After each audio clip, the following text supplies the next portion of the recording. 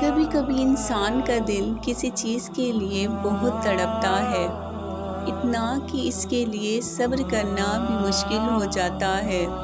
انسان ہر روز اس چیز کو حاصل کرنے کے لیے ہر اس لمحے دعا کرنے کی کوشش کرتا ہے۔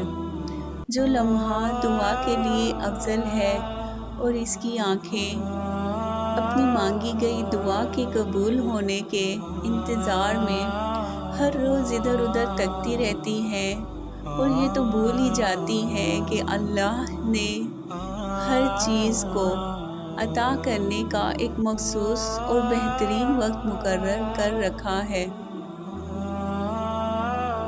ہمیں یاد رکھنا چاہیے کہ اگر ہمیں کسی چیز کو حاصل کرنے کی اتنی چاہت ہے تو اس چاہت کرنے والے دل کا مالک کون ہے؟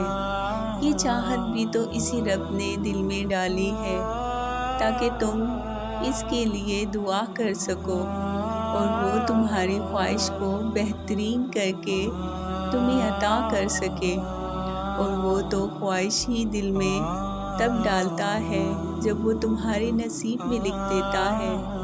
دعا تو بس ہمارے ہی بلند درجات کرنے کا ایک ذریعہ ہے۔ نہ تو تیرے رب نے تجھے چھوڑا ہے، نہ وہ بیزار ہو گیا ہے۔